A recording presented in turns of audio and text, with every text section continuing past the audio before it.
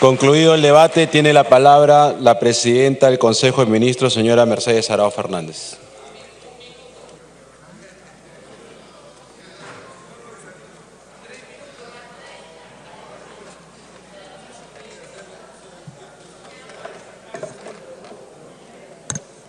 Gracias, presidente. Hoy hemos participado en un ejercicio democrático de diálogo respetuoso, de debate alturado, actos que nos permiten proponer soluciones. Y saludo que seamos capaces de escucharnos y de llegar a aceptar que tenemos coincidencias y diferencias. Ahora, me gustaría también escuchar que nos basamos no en solo percepciones, sino en evidencias. Siendo profesora universitaria, creo que tenemos que sustentar las cosas que decimos y no basarnos solamente en percepciones. Y cuando hablamos de crecimiento económico, reactivación económica, estamos creciendo. Ya empezó el país a crecer. Y cuando hablamos de disminución de problemas de seguridad, la estadística lo demuestra. Se están disminuyendo los ratios. Cuando hablamos de crecimiento porque estamos invirtiendo en el país, sí, también estamos creciendo. Por eso creo que la escucha debe ser mutua, pero basada otra vez en fundamentos, no en frases, sino en fundamentos. Y yo estoy dispuesta a escucharlos. Si ustedes me traen evidencia, yo feliz, trabajo y evalúo esa evidencia, porque creo que debo fundamentar los errores que cometemos justamente en esa evidencia, pero también tenemos que respetar al otro usando la evidencia. Porque decir las cosas porque me parece, creo que es un grave error. También pido que entendamos que si pedimos algunas cosas por facultades es porque los consideramos urgentes de hacerlas de alguna manera esquemática. Lo vamos a hacer en el caso de los desastres naturales, la gestión de desastres naturales. No es un tema de broma. Estamos hablando de riesgos altísimos donde hay posibilidades de pérdidas de vidas humanas. Entonces yo no lo tomaría a broma ni diría que es una cosa banal. Y lo mismo cuando hablo de hacer reformas en el área económica. Hemos visto, ustedes mismos lo han dicho en datos concretos, hemos perdido nuestra capacidad de recaudación por la tremenda perforación que le estamos haciendo al sistema tributario. Y tenemos que ser responsables al tomar decisiones. Y por eso sí voy a pedir facultades en esas materias. Porque son materias donde tenemos que asegurarnos que sí, que nuestra población vea que tengamos resultados pronto en aquellas poblaciones tan pobres como a las que ustedes nos han mostrado en múltiples videos.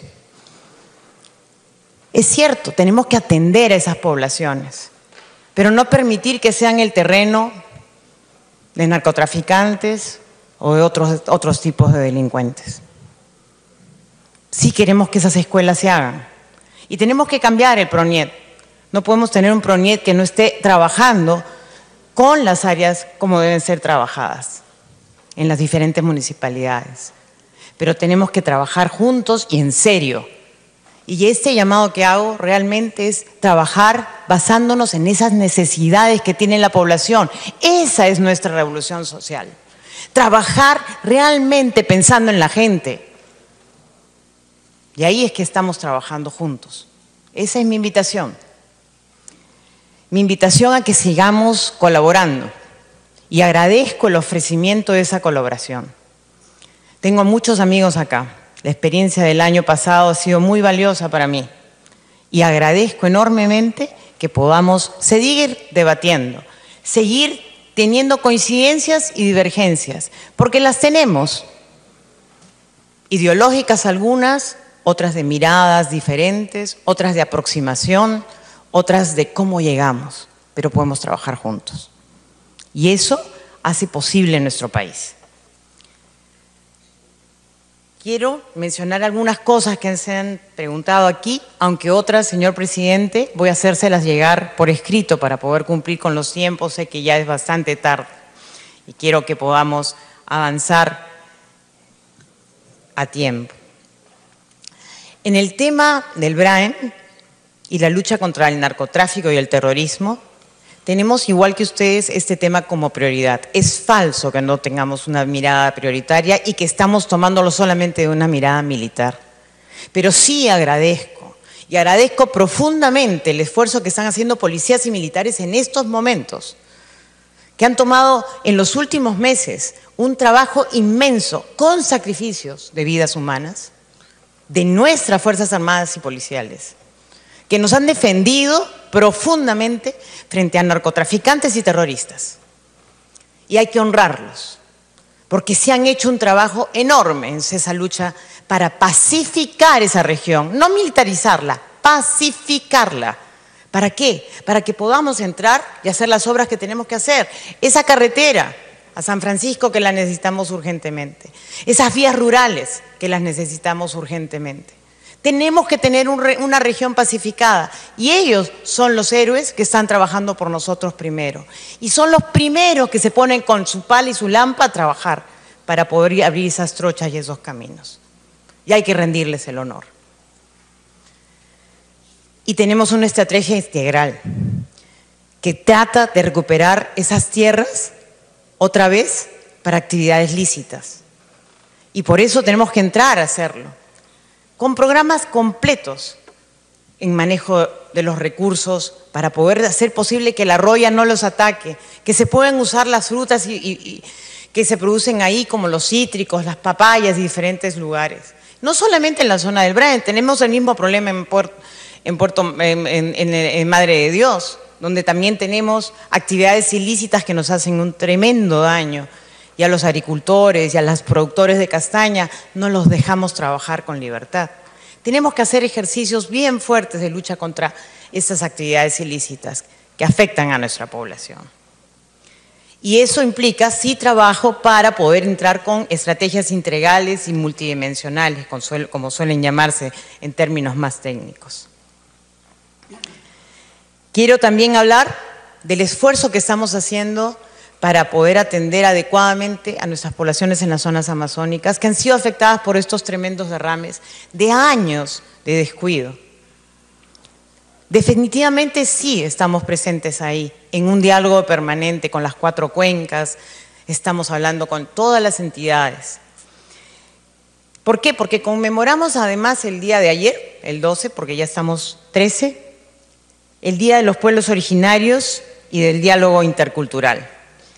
Y saludamos a los 4 millones de peruanos y peruanas de los 55 pueblos originarios de nuestro país. Y tenemos, como dije hace un rato, muy temprano, políticas relacionadas a sus lenguas, al respeto que le debemos tener a ellas y el reconocimiento al derecho de los pueblos indígenas a ser consultados de manera previa, a fin de garantizar sus derechos colectivos y promover su desarrollo integral. El Perú es uno de los pocos países que tiene desarrollo legal en esta materia y a la fecha se han llevado a cabo 34 procesos de consulta previa, 10 desde el inicio de nuestro gobierno y actualmente en Cusco estamos consultando la propuesta de la constitución del área de conservación regional Ausangate por parte del gobierno regional. En el caso del lote 192, el Estado debe cumplir con los pueblos indígenas de la zona en lo que respecta a las acciones de remediación, que por décadas, como he dicho, la presencia del Estado ha sido muy limitada. Nuestra apuesta es por el diálogo y también por el mejor cumplimiento de nuestros compromisos, para poder realmente generar desarrollo en esas poblaciones. El Viceministerio de Gobernanza de la PCM, en coordinación con los demás sectores, tiene a su cargo el seguimiento de estos compromisos y los estamos haciendo. Queremos entrar, queremos que se pongan las medidas de fuerza para poder entrar a comenzar a hacer los trabajos de remediación. Ya ha habido un esfuerzo con el Ministerio de Ambiente, con las poblaciones indígenas para tener un fondo para comenzar a trabajar las remediaciones y concordadas con ellos cuáles son las áreas de atención donde vamos a tomar los actos inmediatos de acción. Y queremos respetar, como digo, la consulta cuando es necesaria y correcta de hacer. La consulta se hace cuando hay un contrato. Hoy día tenemos 0 contratos porque hemos cancelado la actividad con la empresa que Petroperú iba a ir asociada. ¿Por qué? Porque las condiciones no eran óptimas. Es el caso de Frontera Energy. Según el comunicado de Petroperú, se da por terminado el proceso de negociación para una eventual explotación conjunta del lote, tras identificar que no existen las condiciones adecuadas para continuar con el proceso de negociación, y el oficio que Petroperú ha recibido de la Contraloría indicando los riesgos que deben ser tomados en consideración en ese proceso. Por eso se cancela. Entonces no hay nada que consultar en estos momentos. Cuando de nuevo veamos el tema, volveremos al diálogo sobre esa materia con las comunidades, pero por el momento lo que queremos es atenderlas ya, con todo lo que se necesita, y vamos a hacerlo. Con respecto al tratamiento multisectorial del agua, creo que lo han mencionado varias veces y quizás en mi discurso inicial no se mencionó. Sí estamos trabajando. Acá con ustedes en la Comisión de Presupuesto aprobamos los programas de Cierro Azul, porque queremos trabajar realmente en manejo de cuencas de una manera integral, contemplando no solamente pues la necesidad que nosotros consideramos prioritaria, que es el agua para el consumo humano, pero también el agua para las actividades agrícolas, el agua para las actividades productivas, para que estemos integrándolo de una manera correcta. Y también el agua en el tema de prevención de desastres. Entonces, queda claro que para nosotros esto es una prioridad y la vamos a seguir haciendo como un eje de desarrollo para nuestras regiones. Y en el eje transversal de lucha contra la corrupción, queremos ser enfáticos. Nosotros mantenemos eso como la prioridad y lo puse en mi discurso como el eje transversal número 2. El primero era el tema de la revolución social, pero el segundo y claramente eje transversal es la lucha frontal contra la corrupción. Sí, mencioné en mi discurso, lo puse por escrito, ante la expectativa de la aprobación de la norma porque ya había visto una primera votación que había sido mayoritaria. Y consideraba que el debate iba a ser breve, de repente en la mañana, y pensé que lo podía adelantar. Me equivoqué en adelantarlo, pero sí tenía expectativa, porque confiaba en que el debate que había escuchado en la semana anterior se reiteraba. Se reiteraba en las medidas de que íbamos a trabajar conjuntamente en la lucha frontal contra actos de corrupción y defender justamente la posibilidad de que nuestra economía siga creciendo sin actores que usen y disfracen las fuentes del recurso. En las facultades delegadas que voy a solicitar, que están ligadas muchas al tema de la OECD, estamos metiendo también temas de lavado de activos, temas del usuario final, beneficiario final y actividades similares que ayudarán a que nuestras reglas en temas de anticorrupción estén también complementadas.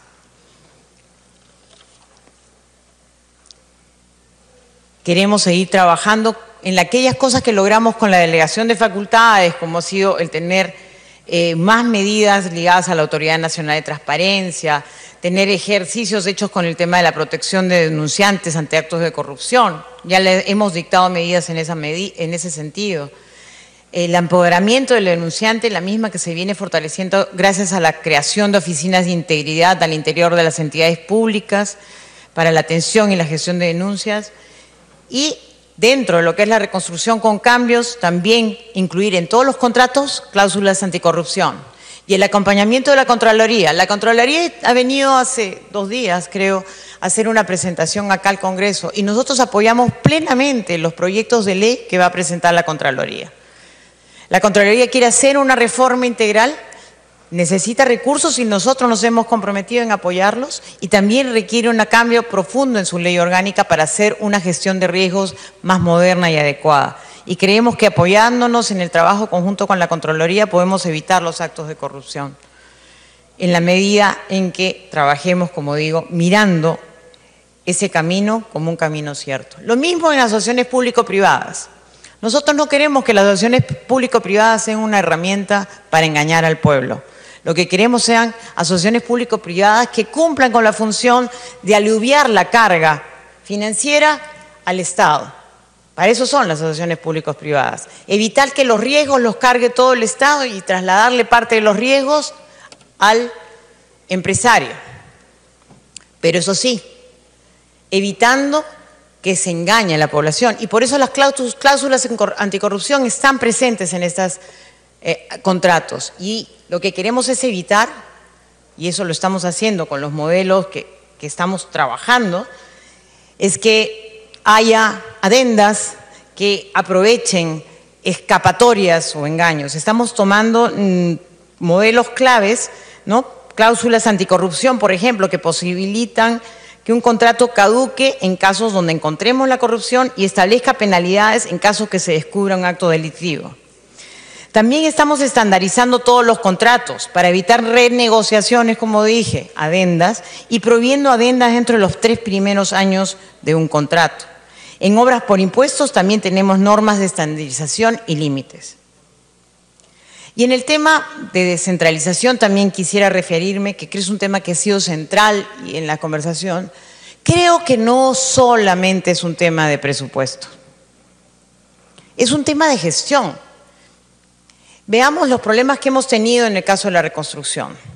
Los primeros problemas. Los casos todos han sido de gobiernos locales o regionales, no de la gestión del gobierno central. Tenemos que acompañar ese proceso de descentralización y fortalecer a nuestras entidades locales y regionales para que no aparezcan estos problemas, ayudarlos en la gestión. Tenemos que trabajar en una verdadera descentralización que fomente las mancomunidades. Es la descentralización que se inventó a principios de los años 2000. Fue una descentralización no concluida, donde convertimos los departamentos en regiones y no generamos mancomunidades que desarrollen el territorio de una manera integral. Creo que ahí está el trabajo fuerte y ahí estamos donde debemos trabajar juntos en iniciativas legislativas para fortalecer las regiones de una manera articulada. Lo mismo que para lo que es los gobiernos locales. La gestión que nos corresponde a nosotros es motivar proyectos conurbados, no atomizar el país, sino más bien que se puedan generar proyectos que integren a nuestras poblaciones, con servicios comunes, y no pensándonos en pueblitos separados y dividiéndonos cada vez más. Creo que nosotros tenemos que unir más bien a nuestras poblaciones. Y ahí es donde está el esfuerzo que tenemos que hacer, legislativo y el ejecutivo, creando cosas nuevas para una mejor gestión y una mejor descentralización. Vuelvo a repetir, si me permiten, el concepto que para mí es más importante en esta agenda de trabajo que tenemos, que es la agenda que nos planteó el presidente Pablo Kuczynski desde el inicio. Una revolución social. Una revolución social que es el eje central de nuestro gobierno y que definitivamente agradezco que este Parlamento lo comparta, porque realmente he escuchado de voz de ustedes el compartir esa mirada.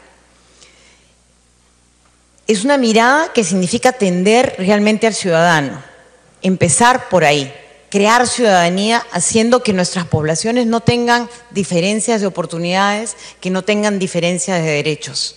Más bien que tengamos una ciudadanía que a la entrada del 2021, en nuestro bicentenario, seamos una república con ciudadanos a los cuales el Estado le da los servicios que merece. Puse un ejemplo, ¿no? La meta no es tener más colegios, la meta es tener más niños educados y que vayan a buenos colegios y que vayan y tengan buenos maestros que cumplan con sus obligaciones y estén felices de hacerlo. Y que sean niños que estén protegidos y que tengan un espacio familiar y comunitario que sea agradable para vivir. Ese es el fin último de nuestro trabajo. Y por eso creo yo que el trabajo que podamos hacer juntos, Congreso y Ejecutivo, es súper valioso, porque nosotros aquí vamos a cambiar la historia. Vamos a demostrar que somos capaces de hacer posible que la vida de los ciudadanos del Perú sea digna y placentera. Y que tenga futuro, porque el 2021 habrá un nuevo gobierno. A nosotros no nos mueve repetir el plato, no.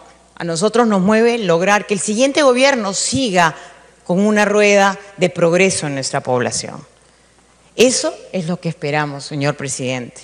Y por eso, agradeciendo todo el tiempo que han dedicado hoy día, mejor dicho, todo el día 13 y hoy 12 y hoy día 13, les agradezco profundamente todas las sugerencias, todos los comentarios que nos han hecho, porque realmente son valiosos y nos llevan a una profunda reflexión para seguir mejorando nuestra gestión. Y también a escucharlos más, como nos han pedido, y a trabajar más de la mano. Quiero con eso, señor presidente, culminar mi intervención en el Congreso de la República y solicitarle, por lo mismo, que ante esta voluntad de diálogo permanente, den la confianza al gabinete ministerial que lidero. Muchísimas gracias.